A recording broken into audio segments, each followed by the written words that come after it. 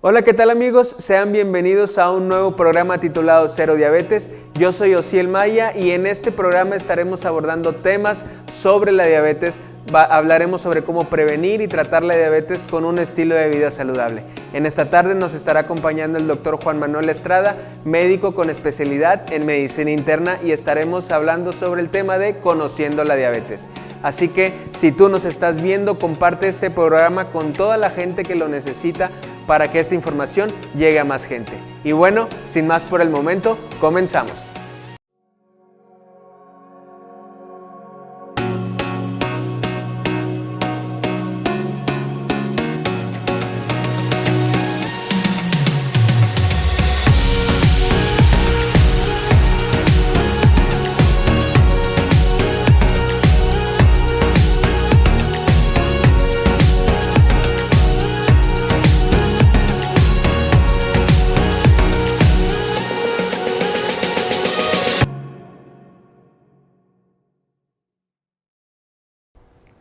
Bueno, doctor, muchas gracias por acompañarnos en esta tarde, en este primer programa, y quiero que las personas que nos están viendo en su casita lo conozcan un poquito más. ¿Cuál es su nombre? ¿De dónde viene? ¿En dónde estudió la carrera? ¿En dónde estudió la especialidad? ¿Y qué está haciendo actualmente? Muchas gracias, Osiel. Primeramente, pues, gracias por la invitación. Estoy muy emocionado de participar también con ustedes en este primer programa. Y bueno, antes que nada, mi nombre es Juan Manuel Estrada Berlanga, soy originario de aquí en Montemorelos, Nuevo León, Obligón, y estudié la carrera de medicina aquí en la Universidad de Montemorelos. Hice mi especialidad en el Instituto Mexicano del Seguro Social, en la Clínica 25. Actualmente soy médico internista en la Clínica 11 del IMSS, aquí en Montemorelos. También soy internista del Hospital La Carlota y tengo mi consultorio en el Centro Médico Tercer Ángel. ¿Y qué más? Pues di clases también aquí en la universidad hace un par de años.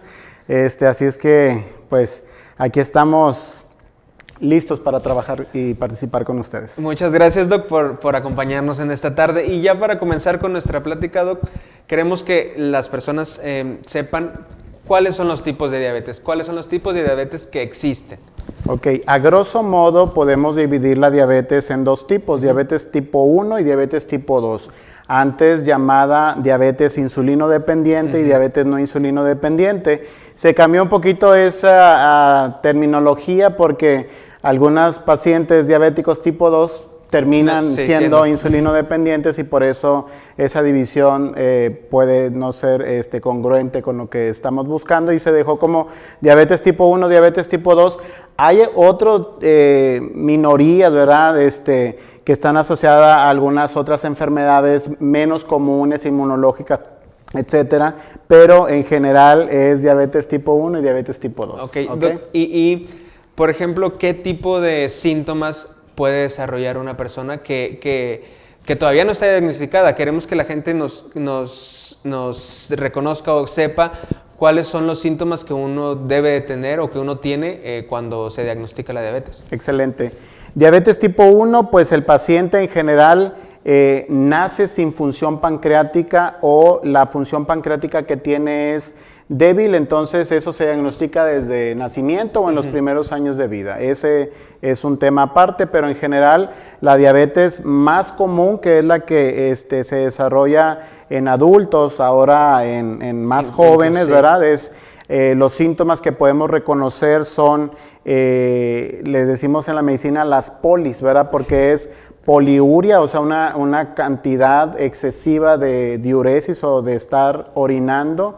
Otra es polidipsia, que es esa necesidad imperiosa de estar tomando agua, que a veces confundimos como algo de que, ay, estoy haciendo cosas buenas porque estoy tomando mucha agua, y resulta que es una manera en que tu cuerpo se manifiesta para tratar de equilibrar esos niveles tan altos de glucosa que se manejan.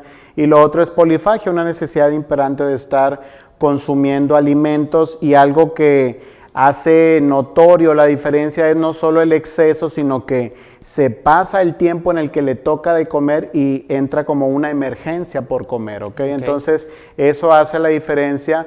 Y en algunos casos la nicturia, o sea, esa situación de tener que estarse levantando durante las noches 2, 3 o 4 veces a estar orinando, lo cual pues no es normal. Sí, eso queremos que quede bien en claro en este primer programa, que la gente reconozca esos síntomas, porque a veces no le tomamos la importancia necesaria y queremos que la gente que nos está viendo desde sus casas sepa ¿cuáles son los síntomas? Si ustedes presentan alguno de estos síntomas, no duden en acudir al médico para que puedan tener un diagnóstico temprano, porque eso incluso a veces es lo mejor, porque a veces lo dejamos pasar y pueden pasar muchos años teniendo la enfermedad y han pasado 10 años y ya no la diagnostican, pudiéndolo haber... nos pudimos haber dado cuenta desde mucho tiempo atrás y desafortunadamente ahí es cuando uno empieza a caer en esta enfermedad. Y pues uno se desanima, empieza a dejar de cuidarse. Y bueno, amigos, si ustedes nos ven, queremos que quede bien claro esto que nos acaba de decir el doctor para que puedan prevenir la aparición de esta enfermedad. Y bueno, nos vamos del otro lado del estudio con la licenciada Valeria Ramírez para la cápsula de Aliméntate Sanamente.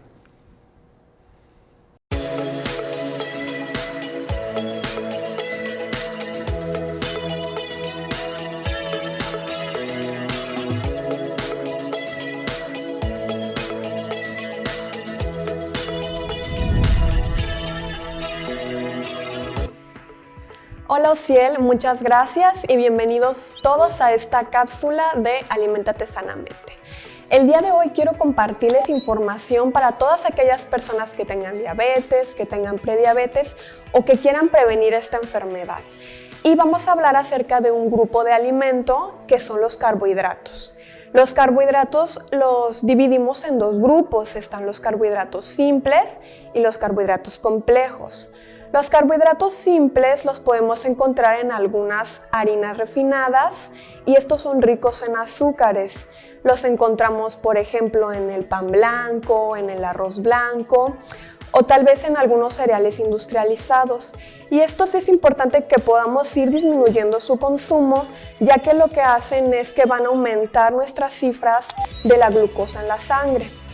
Pero por otro lado tenemos los carbohidratos complejos que son muchísimo más saludables y son recomendados. ¿Y cuáles son estos o dónde los pueden encontrar? Bueno, los podemos encontrar en el arroz integral, en la avena, en el amaranto, en la quinoa o en el centeno. Y estos contienen fibra ya que va a ayudar a que los niveles de nuestra glucosa en la sangre se mantengan más estables y el incremento sea muchísimo más lento. Entonces la recomendación del día de hoy es que nosotros podamos ir poco a poco sustituyendo estos cereales refinados por los completos. Y recuerda, aliméntate sanamente.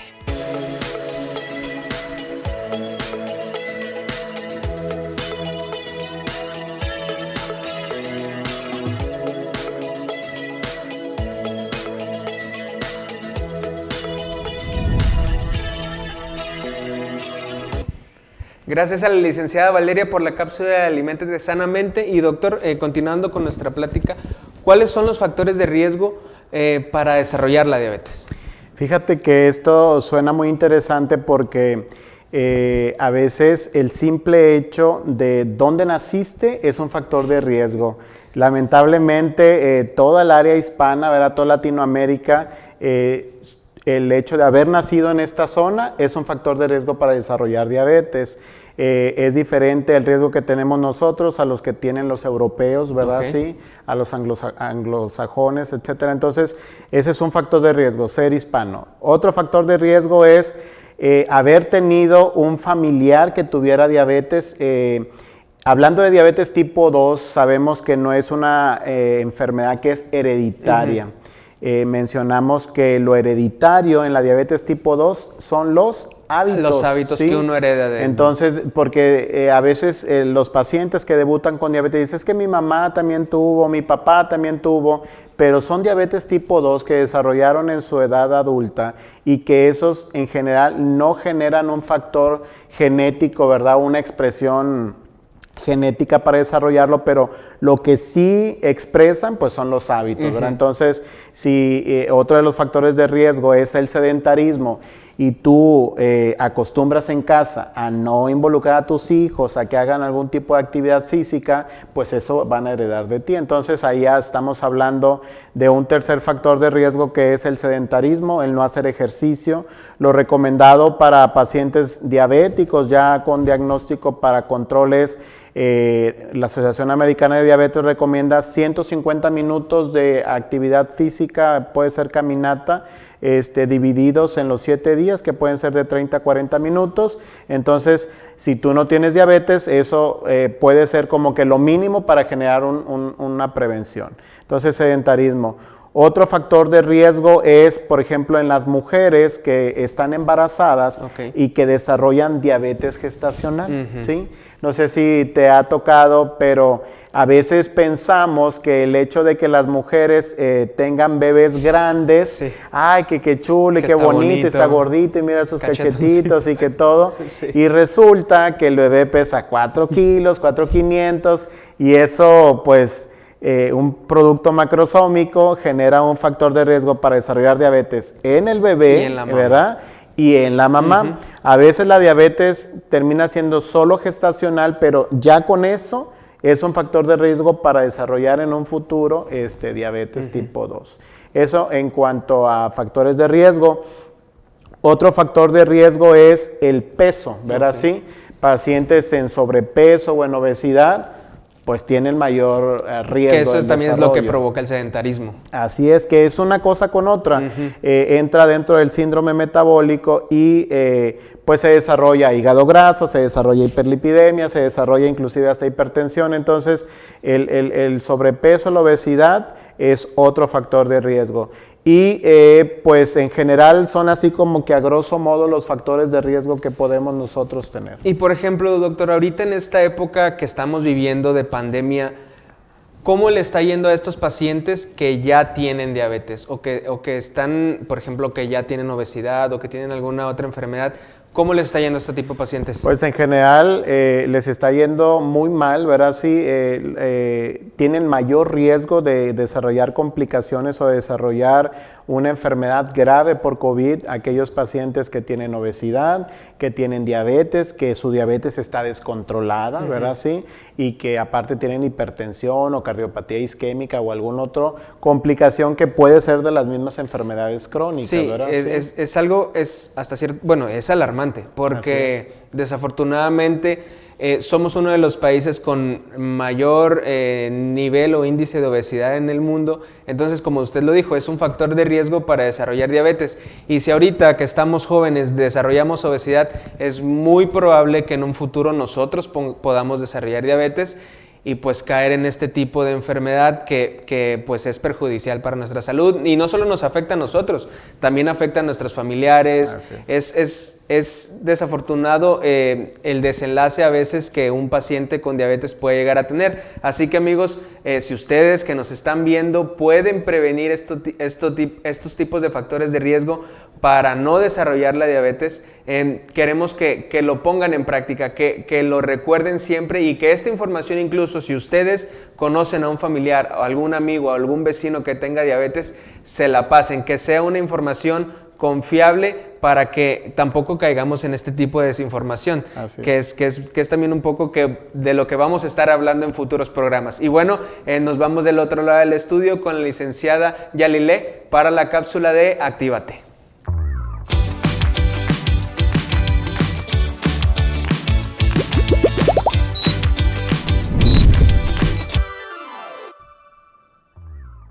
Hola amigos, ¿qué tal? Yo soy Yalile Martínez y me da mucho gusto saludarles en nuestra primera cápsula de Actívate. En este pequeño espacio les estaremos dando información referente al ejercicio y diabetes, como ejemplos algunos de sus beneficios, tips para empezar a hacer ejercicio, entre otras cosas. Y el día de hoy les estaremos dando algunas recomendaciones para cuando vayan a realizar su ejercicio. Como primero, evita ejercitarte si tu glucosa es igual o mayor a 250 miligramos sobre decilitros antes de empezar tu ejercicio. Consume carbohidratos si tu glucosa es menor a 100 miligramos sobre decilitros antes de tu rutina. También monitorea tu glucosa antes, durante y después de realizar el ejercicio. Consume carbohidratos en caso de ser necesario para evitar una hipoglucemia. También lleva un registro de tus chequeos de glucosa para ver cuál es la respuesta glucémica ante diferentes tipos de ejercicio. Y por último, también tenga a la mano alimentos con carbohidratos antes de empezar a hacer el ejercicio en caso de que sea necesario. Y recuerda, amigos, si tú quieres seguir sabiendo un poco de esta información, síguenos en las próximas cápsulas de los siguientes programas de Cero Diabetes y recuerda, actívate.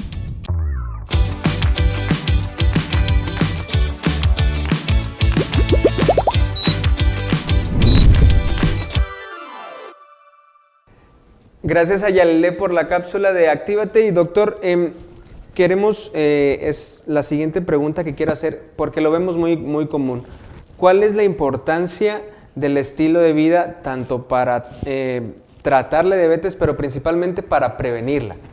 Fíjate que esto es algo muy importante porque a los pacientes que ya hacemos diagnóstico de diabetes, a veces llegan con la idea de que qué fármaco, ¿verdad? Me voy a tomar y cómo me lo voy a tomar y cuánto, y no quiero la insulina porque me va a quedar ciego. Sí. Y bueno, mil y una historia que poco a poco se irán desarrollando durante estos temas, pero nos olvidamos que el estilo de vida que hicimos es lo que nos hizo caer en la enfermedad. Entonces, ¿cuáles son los cambios que tenemos que generar para que la enfermedad, si ya la tienes, se estabilice y mejore? Y si no la tienes, pero tienes factores de riesgo, ¿cómo puedes alejarte del diagnóstico? Sí, porque al final de cuentas, como usted lo dijo, se heredan los hábitos que uno adquiere de sus familiares, de sus papás. ¿Cómo podemos actuar ahí? Así es. Entonces, lo primero es, pues, tenemos que hacer cosas diferentes para tener resultados diferentes, exacto, ¿verdad? Exacto. Sí, no podemos tener resultados diferentes haciendo lo mismo, ¿verdad? Entonces, lo primero es, si los factores de riesgo, uno de ellos es sedentarismo, pues lo primero que tenemos que hacer es prevención o diagnóstico, pero ¿quieres estabilidad de la enfermedad? Es ejercicio. Mencionamos en el segmento anterior que la recomendación de la Asociación Americana de Diabetes es 150 minutos de caminata a la semana, que lo puedes dividir 30 minutos, 5 días a la semana. Obviamente, si ya alguien tiene diagnóstico de diabetes y tiene complicaciones, entonces el ejercicio se adapta a la situación individual. Ciertas medidas para evitar otro tipo de problemas. Así es, pero en general el grueso de los pacientes que no tienen complicaciones graves pueden hacer este tipo de ejercicio. Si tú a eso le metes más actividad física, como lo es natación, bicicleta, trotar, o si te gusta hacer algo en el gimnasio, bueno, pues entonces se adapta a la actividad física que tú estás buscando, pero eso ayudará, uno, a mantenerte activo, y dos, a que junto con la alimentación, que era de las cosas que nos han estado hablando y que vamos a estar hablando durante estos programas, nos van a ayudar, uno, a la prevención o a alejarte del diagnóstico, y en aquellos que ya tienen el diagnóstico, pues a estabilizar o mejorar, ¿no? Sí, entonces, siempre también tener mucho cuidado con siempre ir con un experto. Así es. O sea, no creernos todo lo que nos dicen, siempre saber que está el doctor, está el terapeuta físico que nos puede decir qué podemos y qué no podemos hacer. Y la nutrióloga, en el sentido de cuando hablamos de la cuestión alimenticia, nos daremos a veces cuenta que hay alimentos que pensamos que son inocentes, ¿verdad? Y que resultan ser tan dañinos, más o igual a una rebanada de pastel, ¿verdad? Y hay otros que pensamos que no, que pueden, los podemos meter dentro de nuestro menú, de nuestra dieta, pero para eso es indispensable la asesoría de la nutrióloga. Sí, porque a veces incluso se piensa que un paciente con diabetes no puede consumir carbohidratos. Así es. Entonces eso es algo que también queremos que quede bien en claro, y como usted dice, siempre ir con una nutrióloga que es la experta, la persona que nos va a dar ese tipo de alimentación que nosotros tenemos que llevar. Así es. Entonces, ¿qué factores podemos nosotros hacer para hacer prevención? Ejercicio es lo primero.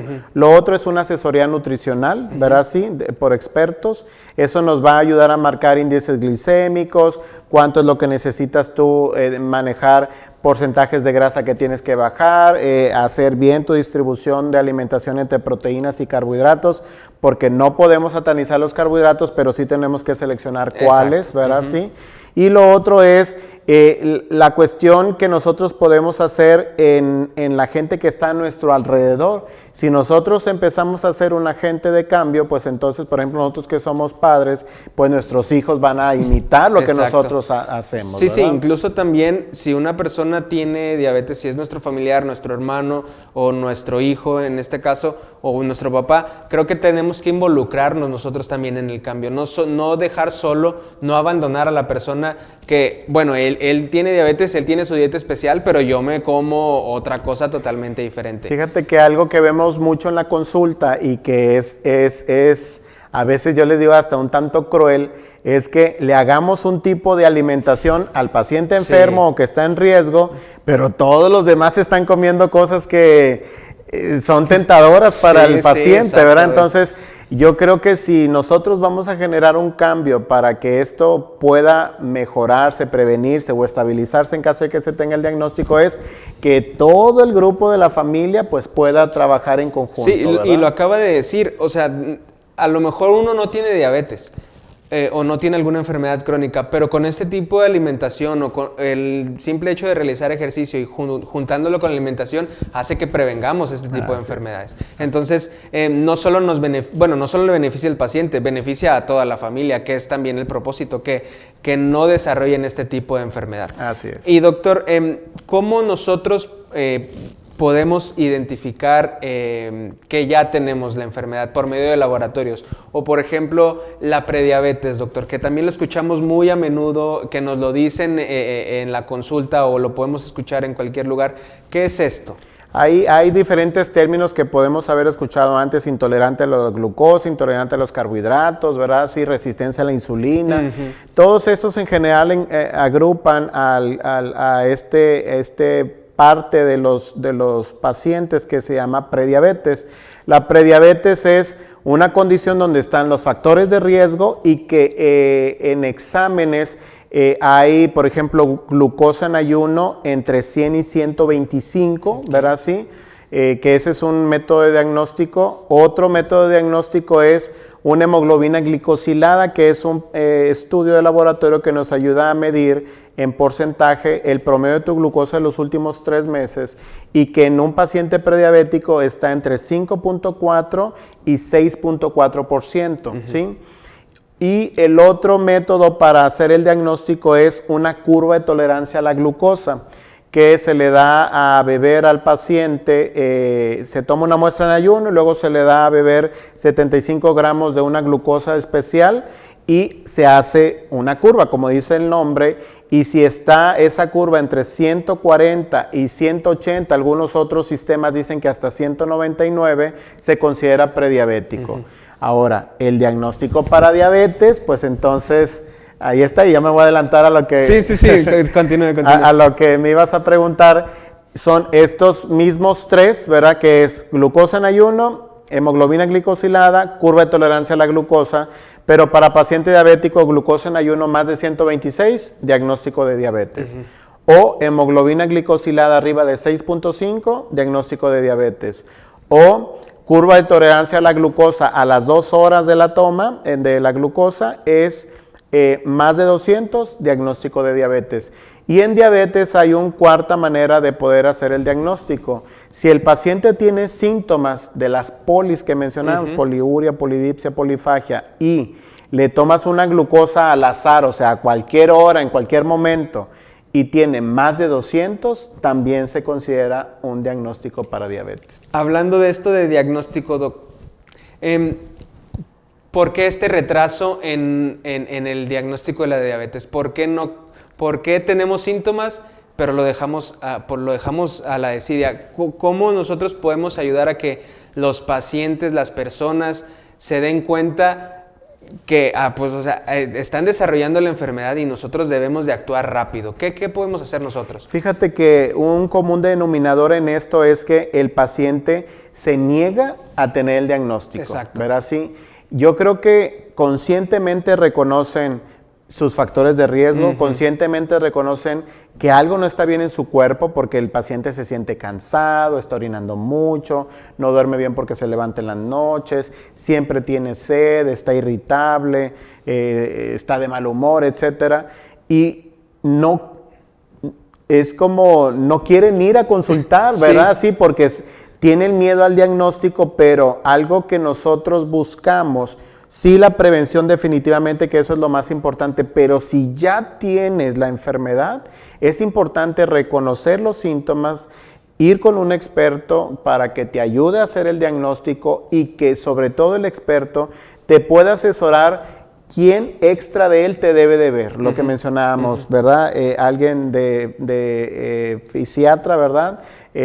O nutriólogos, activadores físicos, etcétera. O sea, para que todo esto pueda hacer que la enfermedad, pues, la puedas llevar hacia las metas de tratamiento. Incluso si nosotros, el paciente no acude y se retrasa el tratamiento, puede llegar a las complicaciones. Puede llegar a las complicaciones. Y sí nos ha tocado pacientes que por no querer venir, es que una vez me checaron y tenía 300, pero es que me comí un pedazo de pastel antes, sí. Esa es la clásica, ¿no?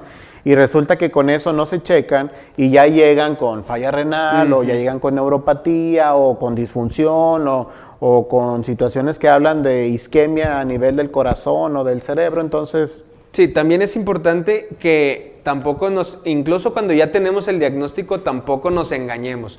Porque usted comentó hace rato que uno era la hemoglobina glicosilada. A veces el paciente nos muestra un examen de que tiene los niveles normales de glucosa en sangre y el promedio de 3 meses, que es lo que mide la hemoglobina glicosilada, te dice que no es verdad. Sí, y habrá un tema que hable sobre tratamiento y te vas a dar cuenta que no hay manera de mentir, ¿verdad? Ajá, sí. Exacto.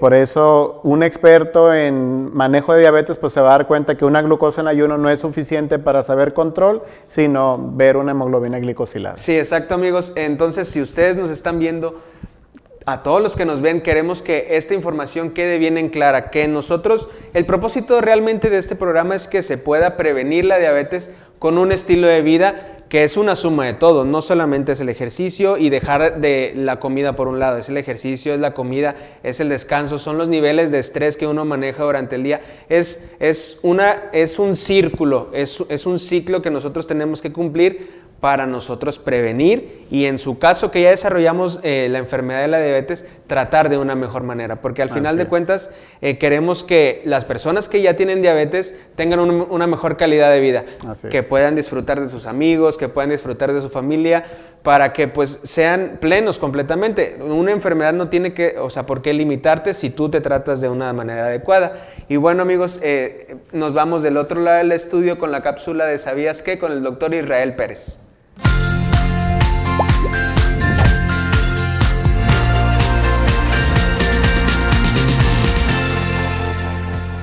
Hola, ¿qué tal amigos? Sean bienvenidos a esta cápsula de ¿Sabías qué? Durante estos episodios vamos a estar mencionando datos interesantes sobre la prediabetes, la diabetes y el cómo prevenirla. Y el día de hoy te traigo un dato muy interesante. ¿Sabías que en el mundo hay más de 347 millones de personas con diabetes? La diabetes se ha estado convirtiendo en una pandemia mundial. Todo esto está relacionado con el aumento del sobrepeso, la obesidad y la inactividad física. Si tú quieres saber más datos sobre estos, te invito a que nos acompañes durante esta serie de programas y con esto puedas aumentar tu conocimiento sobre la diabetes y el cómo prevenirla. Esto fue ¿Sabías qué? Nos vemos hasta la próxima.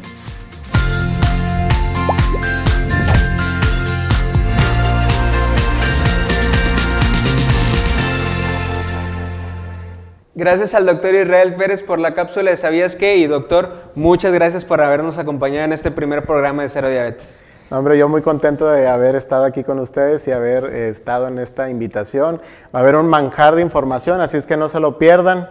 Y bueno, aprovecho, claro. ¿verdad? Para decirles que estamos disponibles para ayudarles si necesitan, si ustedes o algún familiar tiene síntomas o padece ya diabetes o alguna enfermedad crónica, con todo gusto estamos en el Hospital La Carlota, por las tardes, previa cita, 826-26-331-88, la página de Hospital La Carlota, y en Centro Médico Tercer Ángel, 826-26-348-32, también en Facebook y en Instagram, Centro Médico Tercer Ángel. Claro, y aquí van a estar apareciendo los números para que la gente que nos está viendo se pueda comunicar con el doctor, pueda acudir para tratar sus enfermedades. Y bueno, amigos, esto ha sido todo por el primer programa del día de hoy. Estén al pendiente de los futuros programas para que puedan disfrutar de más información y esto pueda llegar a más gente que lo necesita. Bueno, nos vemos la próxima semana en un episodio más de Cero Diabetes.